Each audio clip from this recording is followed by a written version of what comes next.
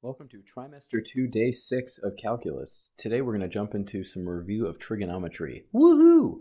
So first thing to remember is that 2 pi radians is equal to 360 degrees. Once again, 2 pi radians is equal to 360 degrees. So what that means is 1 radian is equal to 180 over pi degrees. So how can that be used? Well, you can convert now between degrees and radians. So for example, if you wanted to convert 30 degrees into radians, you would need to multiply by pi over 180 because we know that 1 radian is equal to 180 over pi degrees. That means that 1 degree is equal to pi over 180 radians. So if you're going from degrees to radians on this one, you're going to multiply by pi over 180, and that's going to be 30 over 180, which is 1 over 6, so it's pi over 6 radians. So then here, you would multiply by pi over 180, and here you'd multiply by pi over 180.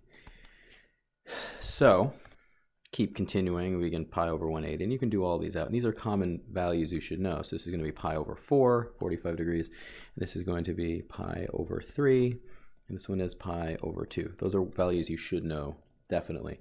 So if it's pi, that's not degrees anymore. This is radians. So now you're going to multiply by 180 over pi. So that's equal to 180 degrees. So these are radians on all of these. Radians, and radians. And then pi is in it, you know it's radians. So again, you're going to multiply to go to degrees by 180 over pi. The pi's cancel. And then you end up with 270 degrees. So this, as you may recall, is the unit circle. It's a circle of radius 1 centered around the origin.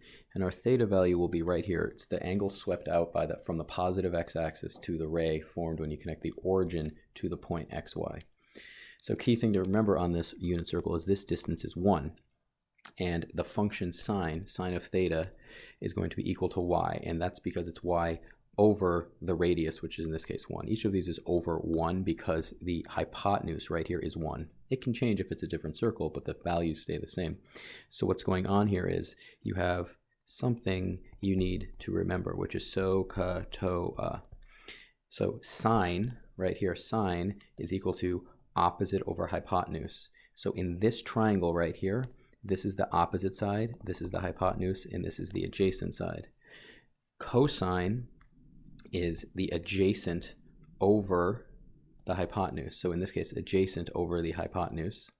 So if this coordinate is xy, the adjacent is x, and the height for the opposite one is y. So in this case, in a unit circle, the hypotenuse is always 1 in a unit circle, so it's going to be just x and just y. So on a unit circle, sine of theta is equal to y, and cosine of theta is equal to x. This is on a unit circle. There is a third function, which is tangent.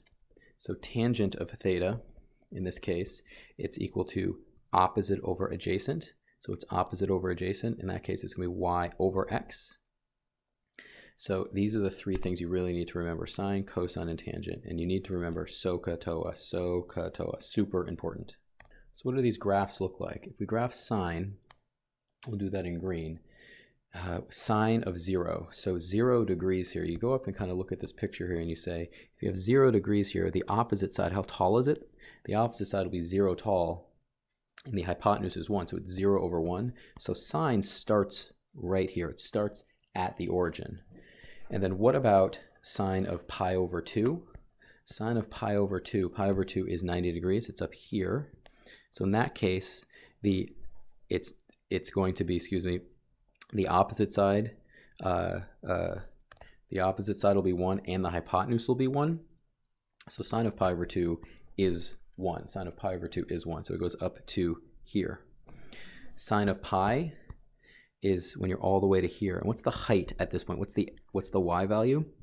The y value here is 0. The hypotenuse is still 1, so you're back to 0. And the key thing to remember is it's all cyclical. So it's going to go up and then down, and then it's going to go down to -1, and then it goes up to 2 pi, and then it goes up to here. It's all repeated like this. It's all repeated.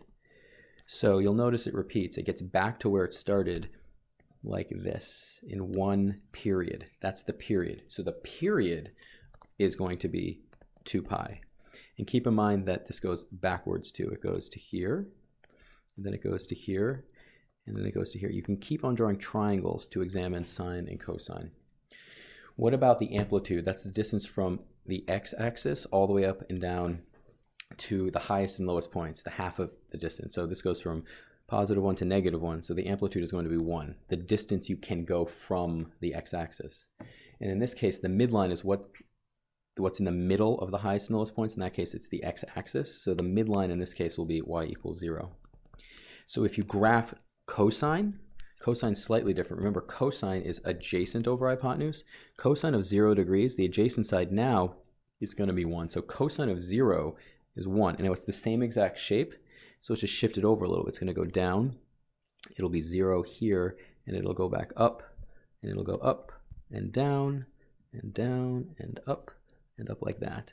And then it goes back like this. You can draw these curves. Remember, they're curved. They're not straight. So sine and cosine have the exact same shape, except they're shifted over pi/2 from each other. So now what happens if we start messing around a little bit with just the regular graphs of sine and cosine? So those are the regular graphs of sine and cosine. We can start shifting them left and right, up and down, and start stretching them and compressing them. Here's the big thing you need to remember here. If you walk away from this video remembering one thing besides SOHCAHTOA, you need to remember everything in the blue box here. It gives you everything you need to know to graph these, everything you need to know. So let's look at A here. Let's look at A.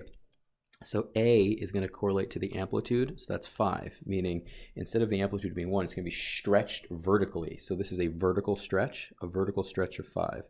So it's a vert stretch of 5. So it's a vertical stretch of 5 because of that 5 right there. It's going to be stretched. What about this D here? I'm going to skip around a little bit. D is the vertical shift, meaning how far up you moved it. Sine was originally around the x-axis right here, so now it's going to be moved up 5. So our midline, this means that our midline is going to be y equals 5. That's the midline right there. So let's go up to 5 and let's draw that. So 5 is right about here. And I can almost draw a straight line. Let me try that again. So that's the midline. We know it's got an amplitude of 5, so we know it's going to go all the way up.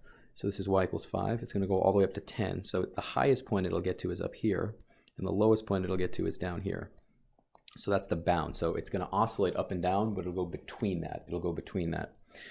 So now you have this thing. Let's look at k. Let's look at the inside here. K times x minus c. And we don't really have that. We don't quite have that there. So let's put it in the right form here.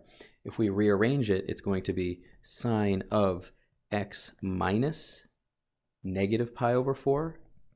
I'm just rewriting it, plus 5, and we have the 5 on the outside. So I haven't changed anything. I've just turned plus into minus and negative. And what does this horizontal shift say? C is the horizontal shift, meaning we're going to shift horizontally -pi/4. Sine, you remember, started at the origin. So we know we move up 5 because the midline is now at 5. But instead of starting right there, it's going to be pi/4 to the left. So pi/4 to the left, there's pi/4, that dotted line. So you know that this graph right here, I'll change it to red here, it's going to start right here.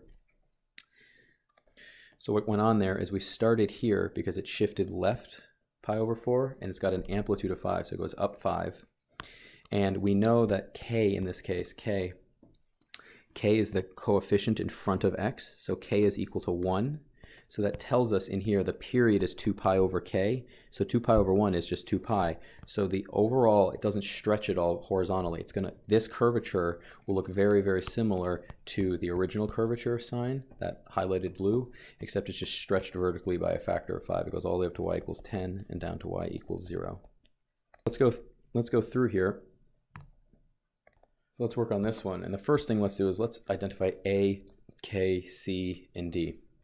So A is right there. A is going to be 2. That's the leading coefficient.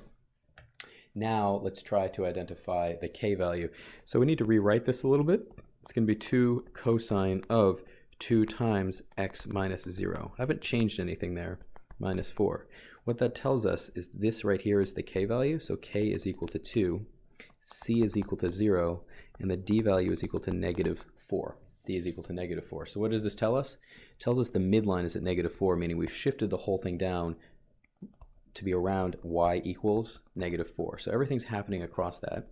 The amplitude is 2, meaning it's going up 2 and down 2, meaning it's going to go up to here, and it'll go down to here. That's because of this a value right here. So what about the period? Well, we know the period is equal to 2 pi over k, so that's 2 pi over 2, which is pi, meaning this is going to repeat itself every pi radians, So basically it's compressed vertically by a factor of 2. And is there a horizontal shift? There isn't, because in this case c is 0. There is no horizontal shift right here. There's no horizontal shift. So let's take a look at, remember what cosine looked like. Cosine's the red there. Cosine started at 0, 1. So it started at 0, 1, but now it's being moved down 4. And it's being stretched by 2, so it's actually going to start right here. It's moved down 4 and then stretched by a factor of 2. And then what's going on here is, let's just label this. Let's make this pi over 4, pi over 4 right there. And then that means that pi is going to be right here.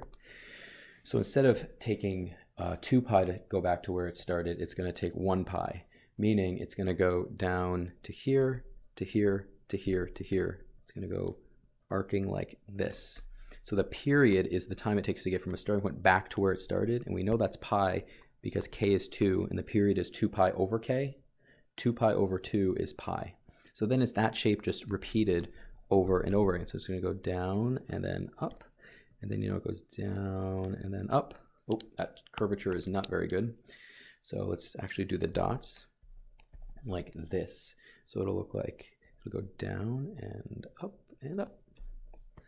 So identify A, K, C, and D.